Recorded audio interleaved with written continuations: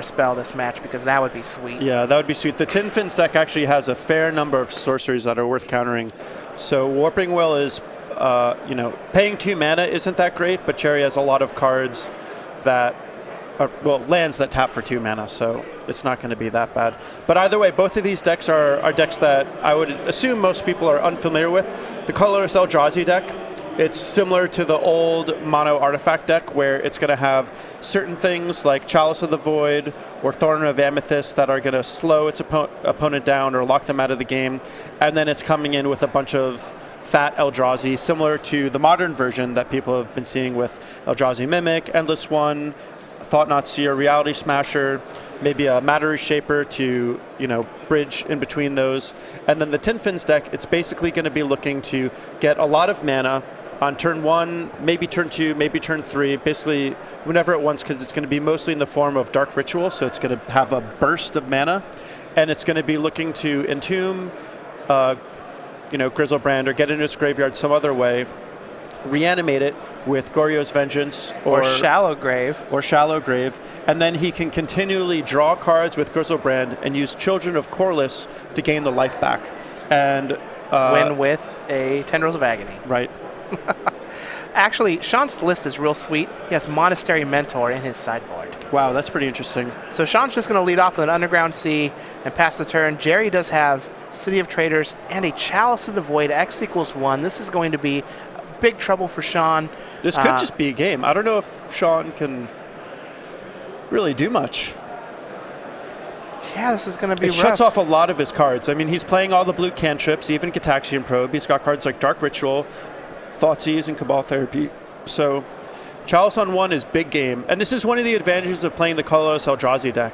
You can see that Gerry valued this Chalice on turn 1 so much that he was willing to play City of Traders on turn 1 to get it out early, even though he knows that he'll be sacrificing his City of Traders pretty quickly. So Gerry is just going to go ahead and use that City of Traders for mana, play a Cavernous Souls, which I assume is going to name Eldrazi, cast a Matter Reshaper, and pass the turn back to Shawn. Now, he doesn't really have a whole lot of stuff that he can do with that Chalice on 1, and it doesn't look like he has any ways in the main deck to actually get rid of it. Yeah, depending on what Shawn wants to do here, we may actually see him concede pretty quickly. I don't know if there's any good way for him to win through this Chalice, and he may want to conceal what deck he's playing. Tin Fins is a pretty unusual deck. As it is now, Shawn could concede, and Gerry wouldn't know if he's up against Reanimator, up against Sultai Delver. Or Storm. Or Storm, yep, that would be another one. The problem is, Chalice is good against all of those decks. Right. So Shawn did find another land there with a Flooded Strand that passed back to Gerry. I imagine he's going to make Gerry actually kill him just to get some more information about what is in Gerry's deck. But it looks like we might see a Reality Smasher come down this turn, and that paired with the Matter Reshaper is going to end this game fairly quickly. Yeah, I have to imagine that Gerry's going to have an easy time with this game, and we're going to be going to the post-board games pretty soon. Chalice of the Void is really one of the big reasons that you would want to play this colorless Eldrazi deck. The threats in the Eldrazi deck are good, but they're not great. Chalice of the Void on turn 1 is a great play in Legacy. You're not always going to have it every hand. You only get to play 4 Chalice of the Void, and you only have so many lands that will produce 2 mana on turn 1. But Chalice of the Void is a really powerful play on turn 1. Thorn of Amethyst is similar, not quite as powerful, but still quite good. So it looks like Gerry's just going to play a Crocus for his turn, put that Thorn of Amethyst onto the battlefield, pass it back to Shawn, who's going to discard a Gristlebrand and pass. Now we're going to see a Reality Smasher is going to come down and enter the red zone. Now Shawn is going to be able to put this Gristlebrand onto the battlefield if he has, you know, another land and something like Shallow Grave or Goryo's Vengeance. But I don't really know what that's going to do, and he's just going to go ahead and scoop it up. So unfortunately for Shawn French and his Tin Fins combo deck, Gerry Thompson and his colorless Eldrazi deck is going to take game 1 on the back of a turn 1 Chalice of the Void for 1. Did some very, very heavy lifting there. Yeah, and that was a big win for Gerry. Gerry doesn't have much interaction for the Tin Fins deck pre-board. That Chalice for 1 is one of the only things Gerry can do to really slow Shawn down. And Shawn has some really explosive draws that can win as early as turn 1. So I think Gerry kind of dodged a bullet there in game 1, and now that we're going to the post-board games, Gerry has some pretty good tools to bring for the matchup. Yeah, so let's go ahead and take a look at the sideboards here and see what options we have. Now, Shawn French does have 4 Monastery Mentor, 3 Dark Confidant, kind of a transformational sideboard there, with 2 Chain of Vapor, 2 Swords to Plowshares, 2 copies of Serenity, and then 2 Pithy Needles. So how do you think Shawn French is going to sideboard here? So I have to imagine that the Monastery Mentor and the Dark Confidant are for matchups where he knows he's going to face a lot of disruption. I have to imagine that he thinks he's not actually going to face that much disruption from Gerry. So I think that Shawn is probably going to stick to his main game plan and basically just try to goldfish for wins and play as interactive as possible. So I wouldn't be surprised if Shawn doesn't actually board anything out. If he doesn't board anything out, he'll probably act like he's sideboarding anyway, but I have to imagine that he's, not actually going to bring these cards in. Yeah, if anything, I can imagine maybe Serenity, maybe just as an answer to Chalice of the Void, yeah, and Thorn of Amethyst. For Gerry, we've got 3 copies of Warping Whale, 1 Dismember, 2 Umezawa's Jite, 2 Pithy Needle, 2 Allah's Dust, 3 Fairy Macabre, and 2 Sphere of Resistance. So I imagine those Fairy Macabre are going to hop right into his deck. Those are going to be the first things to bring in. What else do you think he's bringing in? So Gerry has a couple cards that could be quite good. The extra Warping Whales could be something that he could look into just as a way to counter another sorcery. Shawn has quite a few of them. The Pithing Needle is also a good way to shut off Griselbrand. You can play Pithing Needle, name Griselbrand, and you're not going to be able to use the draw 7 off of Griselbrand, which can be quite devastating for the Tin Fins deck. The Fairy Macabre is, obviously going to be one of the best sideboard cards because you can just wait for Shawn to reanimate Griselbrand and then just Fairy Macabre in response. And then Sphere of Resistance can also be pretty useful because Shawn is going to be casting a lot of spells, especially the turns where he's actually comboing off, and Sphere of Resistance can make that pretty difficult.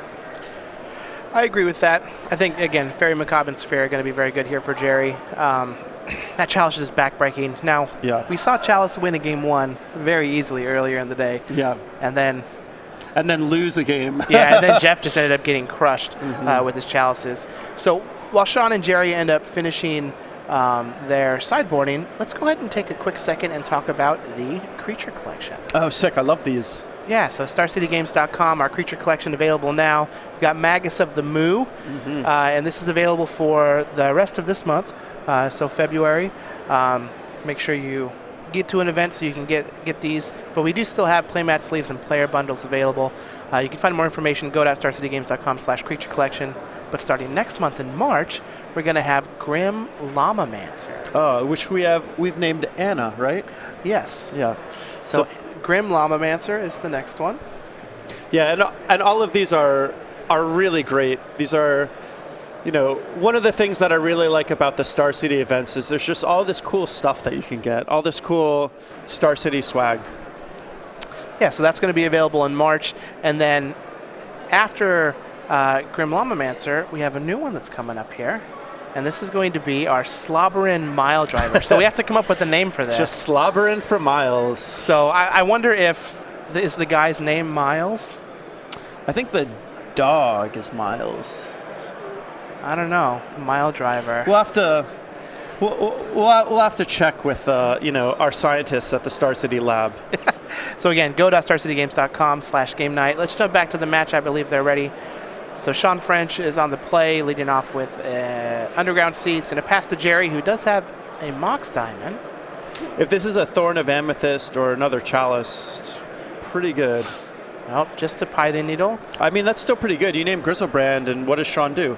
He either has to have boarded in the Chain of Vapor to take care of it, or he's kind of, wow. So not only does he have a Pithing Needle naming Griselbrand, but he also has City of Traders, Chalice of the Void is going to be X = 1. Now, it looks like Shawn does have a copy of Serenity in his hand, which is going to be big game and kill all of these artifacts that are on the battlefield. But he does need to find white mana so that he can cast it. Yeah, if he doesn't, Gerry has a stranglehold on this game. I mean, Gerry's basically playing the role of, Royce Gracie or one of those other Brazilian grapplers from MMA where he just gets you on the ground and locks you out of everything. You try to move and he just tightens more. Oh, so did Shawn not have a second land?